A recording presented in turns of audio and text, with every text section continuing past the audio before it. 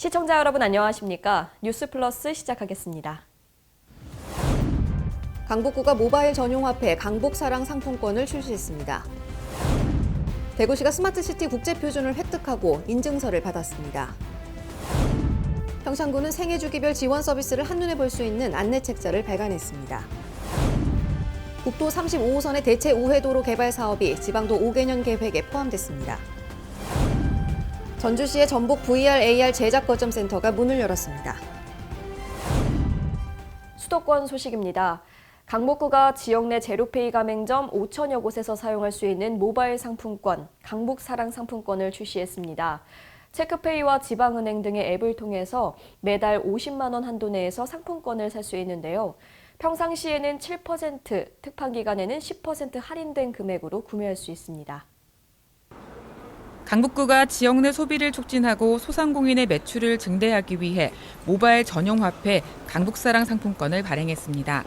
지난 17일에 첫 손을 보인 강북사랑 상품권은 1만 원권과 5만 원, 10만 원권 세 종류로 출시됐으며 개인당 매월 50만 원 한도 내에서 구매가 가능합니다.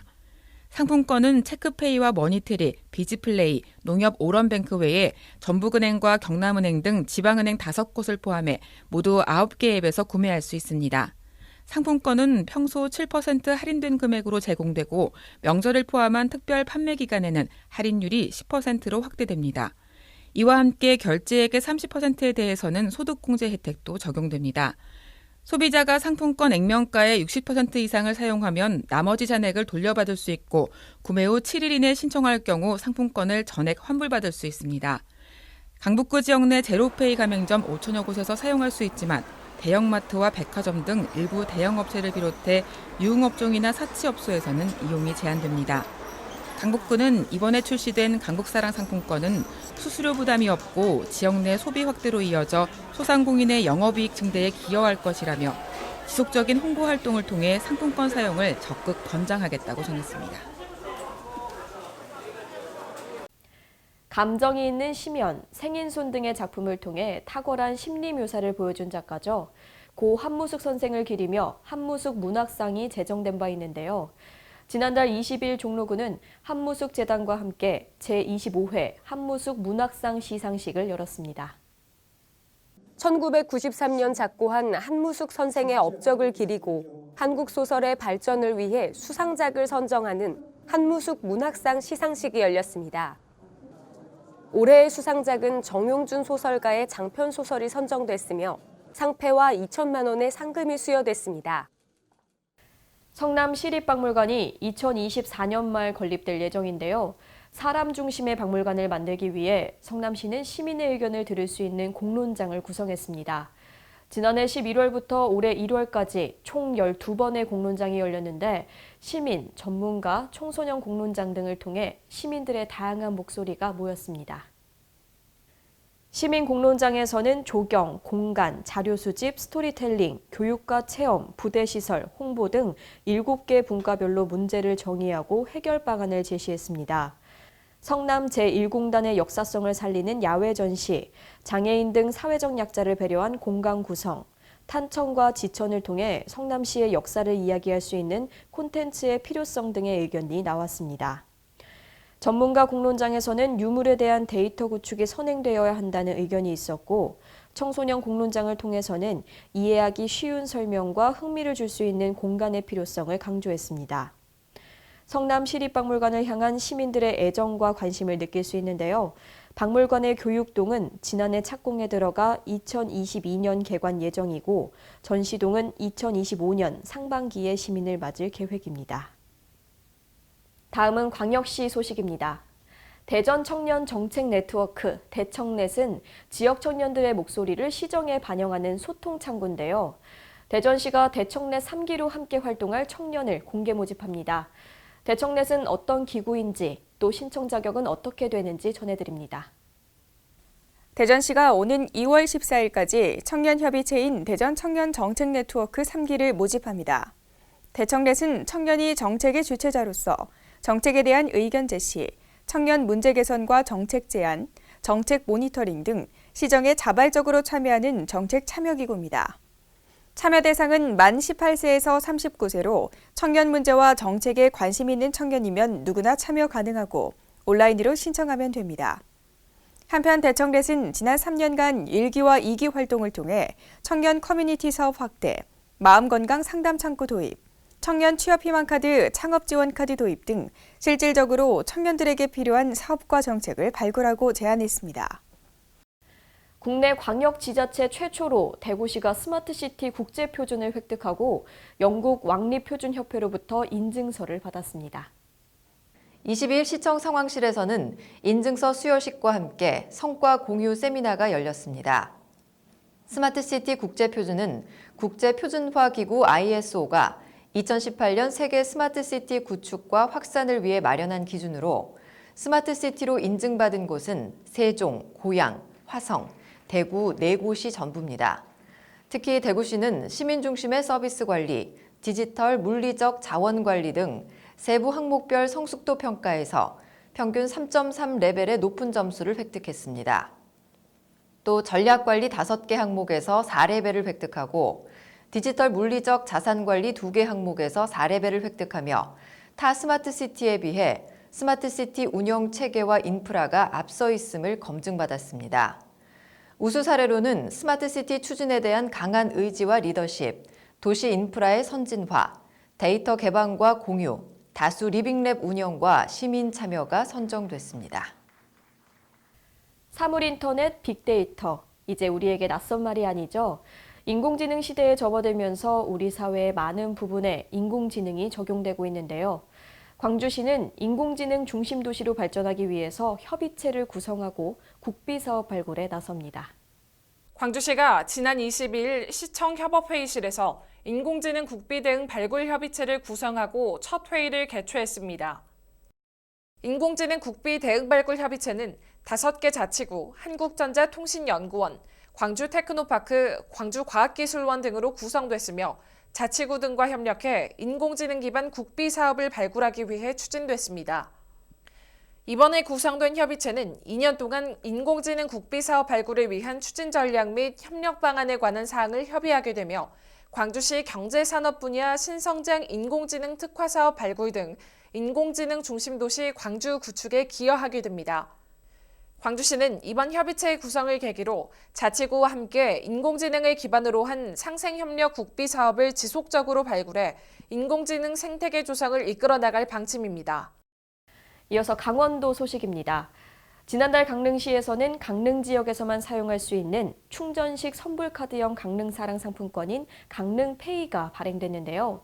출시한 지 보름 만에 충전액이 17억 원을 돌파할 정도로 인기를 끌고 있습니다. 강릉시가 지역 자금 유출을 방지하고 지역 상권 보호와 자금 선순환 구조를 만들어 지역 경기를 활성화하기 위해 연간 100억 원 규모의 강릉페이를 발행합니다. 스마트폰 사용자는 강릉페이 앱을 내려받아 회원 가입을 한 뒤 계좌 연결을 하고 금액을 충전해 사용하면 됩니다. 오프라인에선 농협지점을 방문해 카드를 발급받고 충전해 쓰면 됩니다. 강릉페이는 개인 1인당 월 30만 원씩 연간 400만 원 한도 내에서 구매할 수 있고 설과 추석 20일 전에는 50만 원까지 구매 가능합니다. 연회비와 카드 발급 수수료가 따로 없고 연말정산 소득공제 30%, 사용액의 10% 캐시백 지급 혜택이 주어집니다. 강릉페이는 대형마트와 준대규모 점포, 유흥주점, 강릉시에 본사를 두지 않은 법인 사업자의 직영점 등을 제외하고 신용카드 사용이 가능한 강릉의 모든 점포에서 사용 가능합니다. 태어나서 죽음에 이르기까지 우리는 생애 주기별로 여러 지원을 받게 되는데요. 평창군은 생애 주기별 지원 서비스를 한눈에 볼 수 있는 안내 책자를 발간하고 읍면 사무소와 민원실에 배부했습니다. 책자는 임신, 출산, 영유아기, 아동 청소년기, 성인, 어르신 등 총 5개로 분류돼 임신, 출산부터 사망까지 생애 주기별로 누릴 수 있는 111개의 행정 서비스 내용을 담고 있습니다. 또한 지원 사업의 대상과 상세한 내용 소개를 비롯해 담당 부서 및 연락처에 관한 종합적인 정보를 제공하고 출생에서 노년에 이르기까지 지원받을 수 있는 맞춤형 정보를 한눈에 확인할 수 있습니다. 관계자는 국민들이 알지 못해서 지원을 받지 못하는 일이 없도록 홍보물을 제작해 누릴 수 있는 다양한 혜택을 지속해서 홍보해 나갈 것이라고 말했습니다. 진로를 정하기에 앞서 미리 체험해보고 고민할 기회가 있다면 좋겠죠. 횡성군 청소년 수련관에서는 지역 내 청년과 소년들을 위해서 바리스타 진로 체험 프로그램을 운영합니다. 지난 22일 횡성군 청소년 수련관 내 카페에서는 10여 명의 청소년들이 참석한 가운데 바리스타 진로 체험 프로그램이 운영됐습니다. 14세부터 24세까지 관내 청소년을 대상으로 진행되는 이번 과정은 1월 17일부터 2월 29일까지 6주 동안 커피의 정의, 핸드드립, 에스프레소 추출 등 다양한 실습 교육이 진행됩니다. 전 지금 카페에서 일도 하고 있고 커피에 대해 더 자세하게 배우고 싶어서 바리스타 수업을 신청하게 됐는데 다른 친구들도 자기 진로에 대해서 더 배울 수 있게 다양한 이런 체험이 생겼으면 좋겠습니다. 횡성군은 청소년 수련관에서 운영하는 다양한 진로 체험 프로그램을 통해 지역 내 청소년들의 건강한 성장 및 올바른 진로 탐색의 기회를 제공하고 있습니다. 충청도 소식입니다. 충청북도가 올해는 강호축 완성을 위해 구체적인 사업 발굴에 나설 계획입니다. 또한 오는 5월 청주 오송에서 제3차 강호축 포럼을 개최할 예정입니다. 지난해 강호축 개발에 기반을 다진 충청북도가 올해는 강호축 완성을 위한 큰 그림을 그립니다. 지난 2014년 충청북도가 국토 불균형 해소와 미래 혁신 동력 확보를 위해 처음 제안한 강호축은 그동안 개발의 당위성을 정부와 정치권 등에 알리며 공감대를 형성했습니다. 특히 지난해 5차 국토 종합계획에 강호축이 반영되며 명실공히 국가 의제가 됐습니다. 충청북도는 지난해 성과를 동력 삼아 올해 강호축 발전계획 실현을 위한 구체적인 사업 발굴에 나섭니다. 충청북도가 구상한 강호축 발전계획은 크게 4가지입니다. 우선 강호축 교통망 구축으로 기술적인 문제로 기획재정부의 검토안에 빠진 오송 연결성과 원주 연결성 등이 반영될 수 있도록 역량을 집중합니다. 또한 백두대간 관광치유벨트 조성에 필수적인 백두대간 순환도로망 구축을 정부에 건의합니다. 4차 산업혁명 대응 지역전략 산업 육성을 위해 그동안 선점해온 6대 신성장 산업을 비롯해 경박 단소형 산업을 강호축에 집적화하고 시도별 산업 연구 기반을 활용해 시너지 효과를 창출합니다. 이를 위해 충청북도는 도민 역량 결집과 지자체 간 협력 강화에 주력합니다. 특히 오는 5월 중 청주 오송에서 3차 강호축 포럼을 개최해 강호축의 의미와 필요성을 전국적으로 알립니다. 아울러 강호대륙의 꿈을 이룰 수 있도록 청주국제공항 활성화에도 노력한다는 계획입니다. 따뜻한 이웃의 정을 나누기 위해 2020년 겨울철 사랑의 헌혈 행사가 곳곳에서 진행되고 있습니다. 보령에서 진행될 헌혈 행사 소식을 전해드립니다. 보령시는 지난 21일 시청 앞 광장에서 헌혈 행사를 실시했습니다. 이번 행사에는 시민들의 동참을 유도하기 위해 시청 임직원 100여 명이 먼저 나서 생명 나눔을 실천했는데요. 지난해 보령시는 임직원 100여 명이 헌혈에 동참해 귀중한 생명 나눔 활동에 동참했습니다. 헌혈에 참여한 임직원은 공가 및 상시학습, 자원봉사 시간 인정 4시간의 인센티브가 주어집니다. 주민참여예산제는 예산 편성에 실질적인 도움이 되는 주민자치를 대표하는 제도인데요. 천안에서는 지난해 주민참여예산제의 운영성과 공유회가 열렸습니다. 2019년 주민참여예산제 운영성과공유회가 20일 오후 시청 대회실에서 주민참여예산위원과 지원단 담당 공무원 등 100여 명이 참석한 가운데 개최됐습니다. 이번 공유회는 지난해 93건의 제안을 본 예산에 반영시켰던 주민참여예산제의 운영성과를 함께 살펴보며 주민의 성취감과 책임감을 고취시키고 개선 방안을 논의하기 위해 마련됐는데요. 이날 행사에서는 예산학교와 청소년 예산정책제안대회 등 지난해 다양한 활동들의 영상을 시청하고 운영실적 보고를 통해 한 해를 돌아보는 시간을 가졌습니다. 이어 주민참여 범위 확대, 제안사업의 품질 향상, 예산학교 운영 등 올해 주민참여 예산제의 개선 사항과 방향을 함께 논의했습니다. 경상도 소식입니다. 양산 도심을 관통하는 국도 35호선의 대체 우회도로 개설에 청신호가 켜졌습니다. 국토교통부의 제5차 국도 국가지원 지방도 5개년 계획에 이 사업이 포함됐기 때문입니다. 양산시는 그동안 시가 5차 5개년 계획에 포함되도록 지역 정치권과 연계해 노력한 끝에 얻어낸 결과로 보고 있습니다. 이 사업은 부산에서 양산, 울산, 울주를 연결하는 국도 35호선 중 동면 가산에서 명곡을 거쳐 하북면 용면까지 19.4km 구간으로 왕복 4차로의 우회도로를 개설하는 사업입니다. 기획재정부의 예비 타당성 조사를 거쳐 올 연말 최종 확정돼 사업이 본격화되면 도심지 교통체증 해소와 기업의 물류비 절감에 크게 기여할 것으로 전망됩니다. 포항시는 2020년에 본격적인 시작인 민족 대명절 설을 맞아서 전통시장과 기업체, 복지시설 등을 방문하며 적극적인 민생소통에 나섰는데요. 현장의 목소리에 귀를 기울이며 시민들의 삶을 살뜰하게 살폈습니다. 포항시는 민족 고유의 명절인 설을 맞이해 전통시장 장보기 행사로 소상공인 기살리기에 총력을 기울이고 있습니다. 특히 20일 이강덕 시장은 오천 전통시장에서 포항사랑 상품권을 사용해 설맞이 장보기에 나섰습니다. 또 이날 전통시장에서 상인들의 고충을 들으며 건의사항을 검토하는 등 적극적인 민생소통 행보를 이어갔습니다. 이어 이강덕 시장은 관내 기업체 생산 현장을 방문해 현장 근로자들을 격려하고 다양한 의견을 청취했습니다. 또 학산 종합사회복지관 장수식당을 찾아 저소득층 어르신 180여 명에게 점심 배식 봉사를 하며 어르신들의 목소리에도 귀를 기울였습니다. 한편 포항시는 최근 온라인 구매 증대 등 유통 환경과 소비 패턴의 변화로 많은 어려움을 겪고 있는 전통시장의 활성화를 위해 SNS 홍보, 언론 보도, 전통시장 장보기 행사를 적극 추진하는 등 민생 안정과 함께 지역 경제에 활력을 불어넣기 위한 노력을 이어가고 있습니다. 다음은 전라도 소식입니다. 전주시가 VR과 AR을 통해 체험 콘텐츠의 영역을 넓힙니다. 전북 VR AR 제작 거점 센터가 문을 열고 새로운 시장 개척을 위해 노력한다는 계획입니다. 전주시와 전주정보문화산업진흥원이 전주역 앞 천마중길에서 김승수 전주시장을 비롯한 각 기관 관계자들이 참석한 가운데 전북 VR AR 제작 거점센터 개소식을 열었습니다. 전북 VR AR 제작 거점센터는 지난해 과학기술정보통신부의 공모사업에 선정돼 국비 40억 원을 포함한 총 60억 원 규모가 투입되는 사업입니다.